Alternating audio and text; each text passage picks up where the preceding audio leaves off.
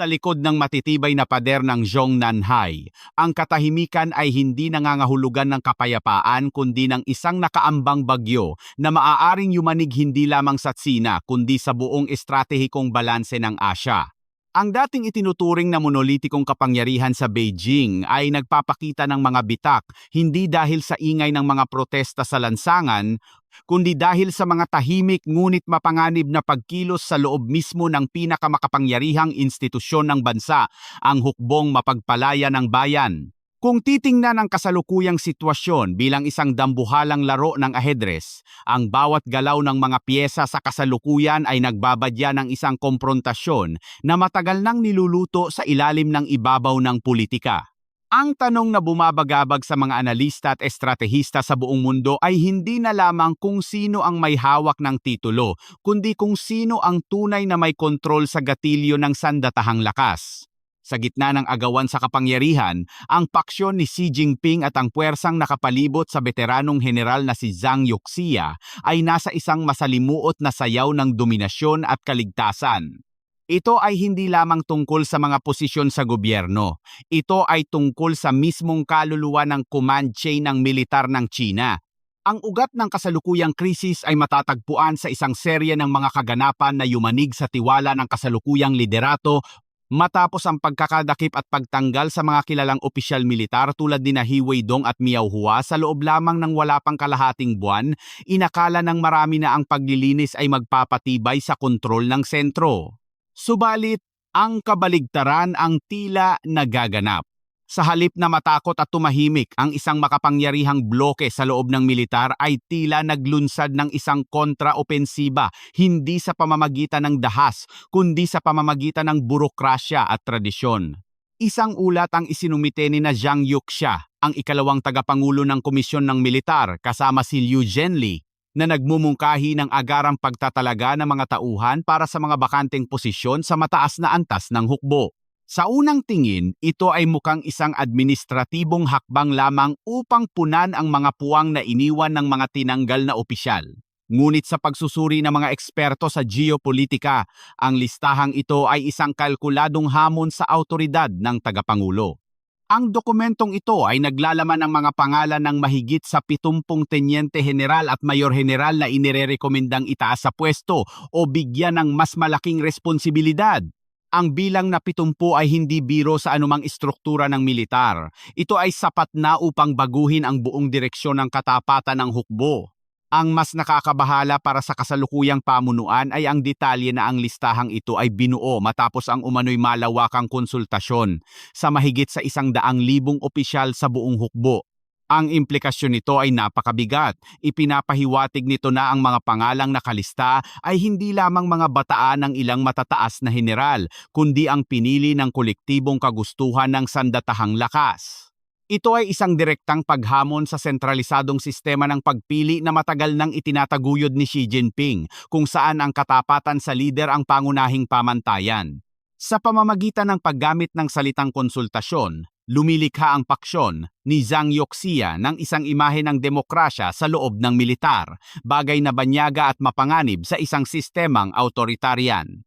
Dito makikita ang talino at panganib ng nasabing hakbang. Inilagay ng mga general ang liderato sa isang dilema o alanganing sitwasyon. Kung tatanggapin ni Xi Jinping ang listahan at aaprubahan ang promosyon ng 70 general na ito, halos isinusuko na niya ang kanyang kapangyarihan sa paghirang ng mga tauhan. Nangangahulugan ito na papayagan niyang makapasok sa pinakabuod ng kapangyarihan ang isang malaking grupo ng mga opisyal na ang katapatan ay maaaring nasa mga general na nagrekomenda sa kanila at hindi sa kanya.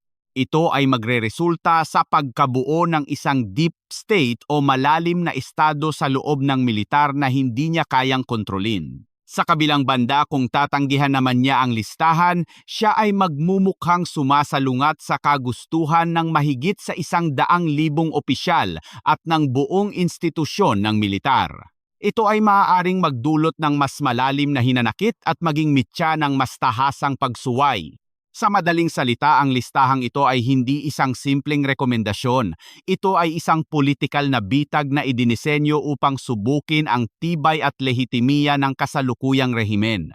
Ang ganitong uri ng maniobra ay nagpapahiwatig na ang mga general ay hindi na natatakot na gamitin ang kanilang institusyonal na bigat upang impluwensyahan ang politika. Sa mga nakaraang taon, ang mantra ng partido ay ang partido ang may hawak sa baril, ngunit ang kasalukuyang kaganapan ay nagpapakita na ang baril ay nagsisimula ng magkaroon ng sariling isip. Ang pagkakaroon ng 70 bagong commander na may utang na loob sa paksyon ni Jiang ay lilikha ng isang alternatibong sentro ng kapangyarihan. Ang bawat utos mula sa itaas ay dadaan sa isang bagong filter ng katapatan. Kung ang kadena ng komando ay mahahati o magkakaroon ng dalawang direksyon, ang kakayahan ng Tsina na maglunsad ng mga operasyong militar sa labas maging sa dagat Pilipinas o sa Taiwan ay maaaring maapektuhan o maging paksa ng internal na debate bago ipatupad. Ito ang pinakamalaking kinatatakutan ng anumang diktador, ang mawalan ng direktang kontrol sa mga taong may hawak ng armas. Habang ang usapin ng listahan ng mga general ay gumagawa ng tahimik na mga alon sa mga pasilyo ng kapangyarihan, isang ikalawang dagok ang tumama sa anyo ng isang bukas na liham na kumakalat ngayon sa mga sirkulo ng militar at maging sa labas nito. Ang liham na ito, na sinasabing may lagda ng 25 matataas na general, ay higit pa sa isang simpleng petisyon. Ito ay isang manipesto ng hindi pagsang-ayon. Bagamat mahirap beripikahin ng independyente ang otentisidad ng bawat lagda dahil sa higpit ng sensura, ang mismong pagkalat nito at ang bilis ng pagbabahagi nito sa mga underground channels ay nagpapatunay na ito ay sumasalamin sa isang tunay na sentimiento sa loob ng hanay. Ang nilalaman ng liham ay tumatarak sa puso ng lehitimiya ng kasalukuyang pamumuno at nagbubukas ng mga sugat na matagal ng pilit na tinatakpan ng propaganda ng Estado. Ang unang punto ng liham ay isang direktang pagtuligsa sa kampanya laban sa korupsyon. Sa loob ng mahigit isang dekada, ang anti-corruption drive ang naging pangunahing sandata ni Xi Jinping upang linisin ang partido at ang hukbo. Subalit, ayon sa liham ng 25 general, ang kampanyang ito ay naging kasangkapan na lamang ng politikal na persekusyon. Sinasabi nila na hindi na ito tungkol sa pagpapanatili ng integridad ng institusyon, kundi tungkol sa pag-aalis ng mga karibal at pagtatanim ng takot upang mapuwersa ang absolute na pagsunod. Ang ganitong akusasyon ay mapanganib dahil tinatanggalan nito ng moral na basehan ang mga aksyon ng liderato. Kapag ang mga sundalo at opisyal ay naniniwala na ang kanilang mga kasamahan ay inaaresto hindi dahil sa sila ay nagnakaw kundi dahil sa sila ay hindi sapat na yumuko sa kapangyarihan, ang disiplina ay napapalitan ng galit. Ang takot na dating nagbubuklod sa kanila ay nagiging mitya ng paghihimagsik. Ang ikalawang bahagi ng liham ay tumatalakay sa mga isyung lagpas sa bakura ng kampo militar. Ang mga general ay nagpahayag ng matinding pagkabahala sa direksyon ng ekonomiya at lipunan ng bansa. Binanggit nila ang mga kapalpakan sa pamamahala mula sa kontrobersyal na mga polisiya sa pagkontrol sa pandemya na nagparalisa sa ekonomiya hanggang sa kasalukuyang krisis sa merkado ng pabahay at ang tumataas na kawalan ng trabaho sa mga kabataan. Para sa isang hukbo na sinanay na huwag makialam sa sibil na pamamahala, ang ganitong uri ng komentaryo ay hindi pangkaraniwan at labis na nakakabahala para sa Partido Komunista. Ipinapakita nito na ang militar ay nagsisimula ng tumingin sa kanilang sarili hindi lamang bilang tagapagtanggol ng partido, kundi bilang huling balwarte ng kaligtasan ng nasyon. Kapag ang ekonomiya ay bumagsak at ang lipunan ay nagkagulo, ang militar ang inaasahang maglilinis ng kalat at tila ayaw ng mga general na maging tagapagmana ng isang bansang wasak dahil sa maling pamamahala ng isang tao. Ang pinakamabigat na argumento sa liham ay ang panawagan na ang hukbong mapagpalaya ng bayan ay dapat na maging hukbo ng bansa at ng konstitusyon at hindi pribadong hukbo ng sinumang individual. Sa konteksto ng politika sa Tsina, ito ay isang revolusyonaryong ideya. Ang pundasyon ng kapangyarihan ng Partido Komunista ay nakasalalay sa prinsipyo na ang hukbo ay pag-aari ng partido.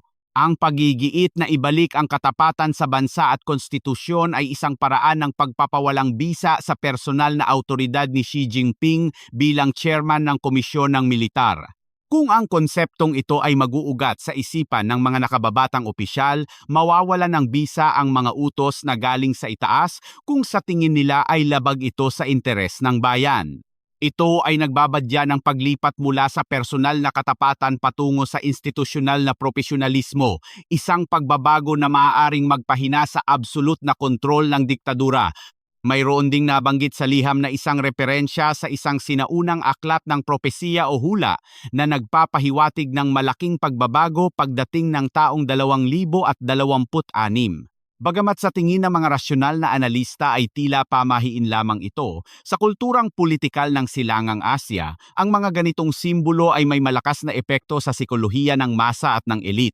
Ang paggamit ng propesiya ay isang paraan upang bigyan ng mandato ng langit o tadhana ang mga nilulutong pagbabago. Ito ay nagpapahiwatig sa mga mambabasa na ang kasalukuyang sistema ay hindi natatagal at ang pagbabago ay hindi maiiwasan. Ang ganitong uri ng retorika ay madalas na lumalabas bago ang mga malalaking pagpapalit ng dinastiya o rehimen sa kasaysayan ng China. Ito ay nagsisilbing senyales sa mga nasa gitna na kailangan na nilang pumili ng panig bago mahuli ang lahat. Ang kombinasyon ng listahan ng 70 general at ang liham ng 25 opisyal ay lumilikha ng isang kapaligiran ng kawalan ng katiyakan. Hindi na ito simpleng chismis o usap-usapan sa mga tea house. Ito ay mga konkretong dokumento at hakbang na nagpapahiwatig ng bitak sa monolith. Ang reaksyon ng liderato sa mga hamong ito ay magiging kritikal. Kung gagamit sila ng marahas na kamay upang supilin ang mga nasa likod ng liham at listahan, maaari itong magdulot ng backlash o ganting salakay mula sa militar na maaaring humantong sa tunay na kudeta. Kung magpapakita naman sila ng kahinaan at pagbibigay, lalo lamang lalakas ang loob ng mga oposisyon. Ang sitwasyon ay nasa isang maselan na balanse kung saan ang bawat panig ay naghihintay ng maling galaw ng kabila. Sa pananaw ng mga Pilipino at ng internasyonal na komunidad, ang mga kaganapang ito ay dapat bantayan ng maigi. Ang isang China na abala sa internal na tunggalian ay maaaring maging mas maingat sa panlabas na pakikipagsapalaran o sa kabaligtaran ay maaaring maging mas agresibo upang ilihis ang atensyon ng publiko mula sa mga problema sa loob. Ang kawalan ng pagkakaisa sa command chain ay maaaring magdulot ng mga maling kalkulasyon sa dagat timog China kung saan ang mga lokal na commander ay maaaring gumawa ng sariling desisyon o magpakita ng labis na tapang upang patunayan ang kanilang katapatan sa kung sinumang paksyon ang kanilang sinusuportahan. Ang panganib ng aksidente at hindi sinasadyang eskalasyon ay tumataas kapag ang politika sa Beijing ay magulo. Ang mga susunod na araw at linggo ay magagiging kritikal. Ang tanong ay hindi na lamang kung totoo ba ang listahan o ang liham, kundi kung paano tutugon ang sentro ng kapangyarihan sa harap ng tila organisadong paglaban ng militar. Ang katahimikan sa Beijing ay maaaring mapanlin lang. Sa ilalim nito ay ang paggalaw ng mga puwersa na maaaring bumago sa mukha ng Asya sa mga susunod na taon. Ang bawat opisyal, bawat general, at bawat politiko ay nagkukumahog ngayon na iposisyon ang kanilang sarili sa panig na sa tingin nila ay mananaig. Sa larong ito ng kapangyarihan, walang puwang para sa pagkakamali at ang kabayaran ng pagkatalo ay hindi lamang pagkawala ng posisyon kundi pagkawala ng kalayaan o buhay. Ang sitwasyon ay lalong nagiging komplikado dahil sa mga ulat na ang paksyon ng militar ay nagmumungkahi ng isang pansamantalang mekanismo ng pangangasiwa upang pamahalaan ang transisyon sakaling lumala ang krisis. Ang ideyang ito ng Transitional Authority ay direktang banta sa monopolyo ng partido. Ipinapakita nito na may mga plano na para sa isang senaryo na post-C o pagkatapos ng kasalukuyang dispensasyon. Ang paghahanda ng ganitong mga balangkas ay nagpapahiwatig na ang mga general ay hindi lamang nagrereklamo. Sila ay nagpaplano. Sila ay tumitingin sa hinaharap na wala ang kasalukuyang estruktura ng pamumuno. Ito ay isang klasikong senyales ng paghahanda sa isang endgame o huling yugto ng laro ng kapangyarihan. Sa kabuuan ng unang bahaging ito, malinaw na ang pundasyon ng kapangyarihan sa Tsina ay hindi kasing tibay ng ipinapakita sa mga telebisyon ng Estado. Ang ugnayan sa pagitan ng partido at ng hukbo, na dating sagrado at hindi mapaghihiwalay, ay dumaraan sa pinakamataas na pagsubok nito sa loob ng ilang dekada. Ang listahan ng mga general at ang liham ng protesta ay mga sintomas lamang ng mas malalim na sakit ang kawalan ng tiwala sa pagitan ng namumuno at ng mga inaasahang magtatanggol sa kanya. Habang hinihintay natin ang susunod na kabanata ng dramang ito, mahalagang tandaan na sa geopolitika, ang kawalan ng katatagan ng isang superpower ay problema ng buong mundo. Ang mga bitak sa Beijing ay maaaring maging lindol sa Maynila, Washington at Tokyo. Ang mga susunod na hakbang ng mga pangunahing manlalaro ay siyang magdidikta kung ang krisis na ito ay huhupa sa isang kompromiso o sasabog sa isang bukas na konfrontasyon. Narito ang ikalawang bahagi ng pagsusuri hinggil sa masalimuot na kaganapan sa loob ng istruktura ng kapangyarihan sa Tsina. Habang ang mga bulong-bulungan hinggil sa listahan ng 70 general at ang liham ng protesta ay patuloy na gumagawa ng ingay sa mga lihim na koridor ng militar, ang sentro ng kapangyarihan sa Beijing ay hindi na natiling walang kibo. Sa gitna ng inaakalang kawalan ng katiyakan, isang estratehikong hakbang ang isinagawa na nagpapatunay na ang laro ng ahedres ay pumasok na sa isang mas seryoso at mapanganib na yugto. Ang atensyon ng mga nagmamasid sa geopolitika ay biglang nabaling sa isang pagbabago sa pamumuno na bagamat tila administratibo lamang sa ibabaw, ay nagtataglay ng bigat na maaaring tumukoy sa kaligtasan ng kasalukuyang rehimen. Ito ay ang pagpapalit ng pinuno ng puwersang nagbabantay sa kabisera, ang Beijing Garrison, ang unit na itinuturing na huling linya ng depensa ng sentro ng politika.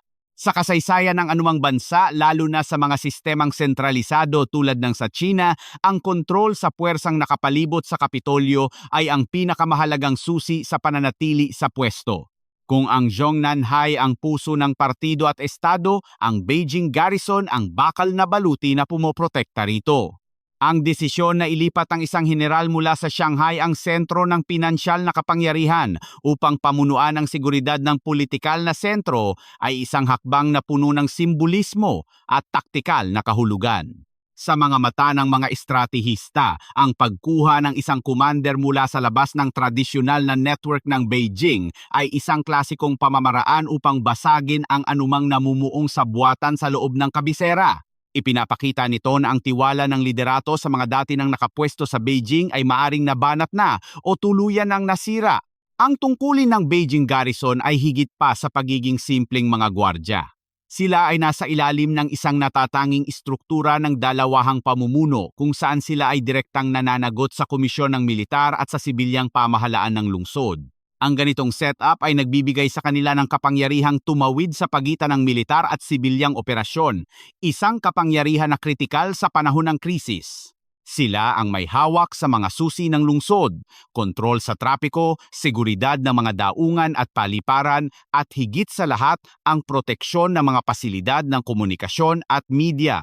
Sa modernong pakikidigma at mga kudeta, ang unang target ay hindi na palaging ang palasyo ng Pangulo, kundi ang istasyon ng telebisyon at ang internet infrastructure. Ang sinumang may kontrol sa daloy ng impormasyon ang siyang may hawak sa naratibo at sa huli, sa katapatan ng publiko.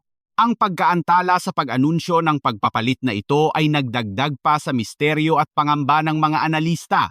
Sa isang bansa kung saan ang bawat galaw ay planado at ang propaganda ay mabilis, ang isang buwan na katahimikan bago isa publiko ang pagtatalaga ay nagpapahiwatig ng matinding negosasyon o di kaya ay pag-aalangan sa likod ng mga kurtina. Maaaring ito ay senyales na ang desisyon ay hindi naging madali o mayroong mga puwersang tumutol dito.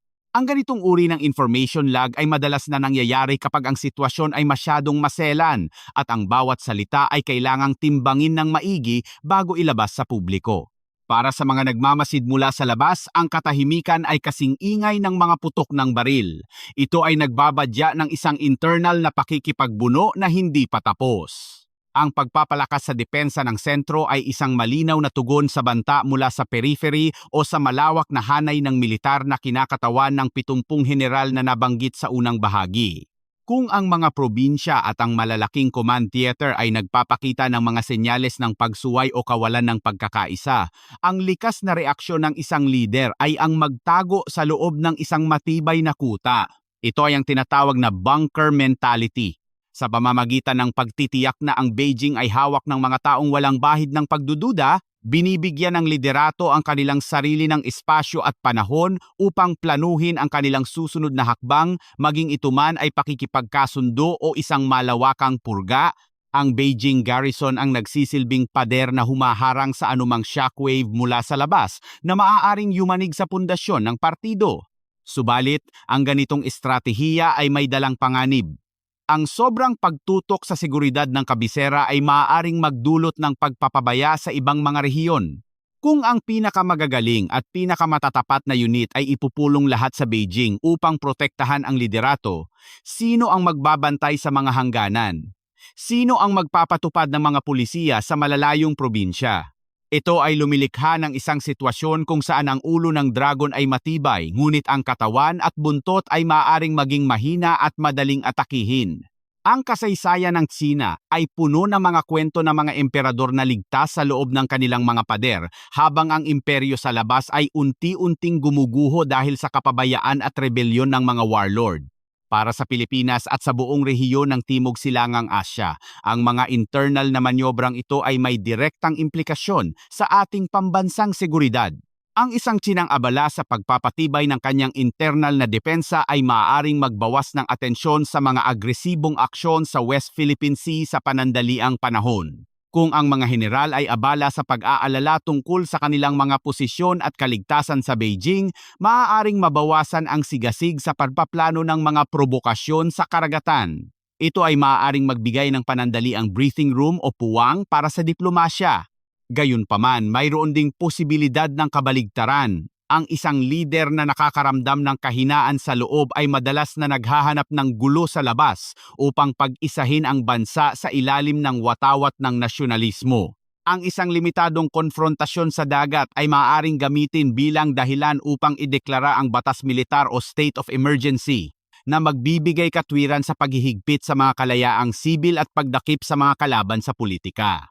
Dito pumapasok ang konsepto ng strategic distraction. Kung ang sitwasyon sa Beijing ay magiging kritikal, ang tukso na gamitin ang isyu ng teritoryo bilang pampalubag loob sa publiko at sa militar ay magiging napakataas. Ang hukbong mapagpalaya ng bayan ay nangangailangan ng misyon upang bigyang katwiran ang kanilang budget at impluensya. Kung ang misyon sa loob ay nagiging pagpupulis sa sariling hanay, ang moral ng mga sundalo ay babagsak. Upang maiwasan ito, maaari silang itulak sa isang panlabas na pakikipagsapalaran. Kaya naman, ang anumang paggalaw ng mga barko at eroplano ng Tsina sa ating karagatan sa mga susunod na buwan ay dapat suriin hindi lamang bilang taktikal na militar kundi bilang refleksyon ng politikal na temperatura sa Beijing. Ang bawat water cannon na pinapaputok ay maaaring hindi lamang para sa atin, kundi para rin sa mga manonood sa loob ng Zhongnanhai, isang pagpapakita ng lakas ng isang sistemang sa katotohanan ay maaaring nanginginig na.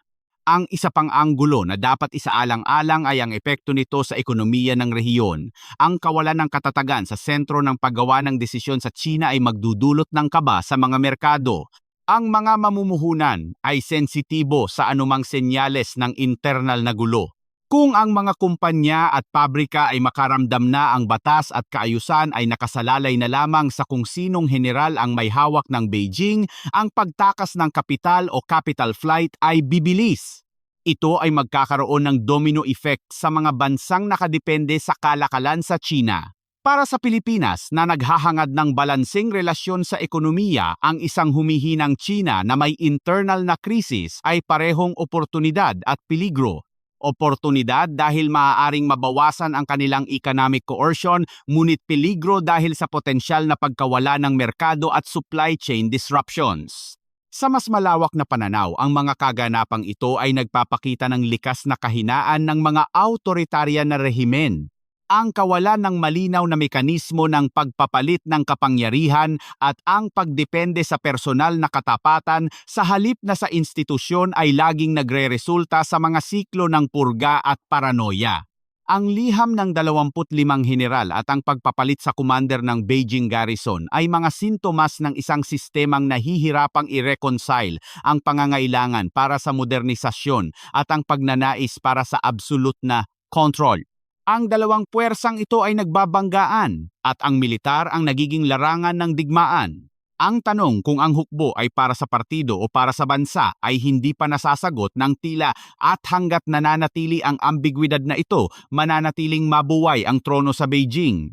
Ang pagbanggit sa taong 2026 sa unang bahagi ng ulat bilang isang panahon ng malaking pagbabago ay nagkakaroon ng mas malalim na konteksto kapag isinaalang-alang ang mga paghahandang militar na ito. Tila ba ang lahat ng panig ay naghahanda para sa isang showdown o huling pagtutuos sa darating na panahon? Ang pagpapalit ng mga tao sa Beijing Garrison ay paghahanda sa entablado. Ang pagpapakalat ng mga liham ay paghahanda sa isipan ng mga manonood. Ang script ay sinusulat pa lamang, ngunit ang mga aktor ay pumuwesto na. Ang katahimikan na nararamdaman natin ngayon ay ang pagpigil ng hininga bago ang isang malaking sigaw. Ito ay ang klasikong kalmado bago ang bagyo. At sa pagkakataong ito, ang bagyo ay hindi galing sa dagat, kundi mula sa pinakapusod ng kapangyarihan sa Asya.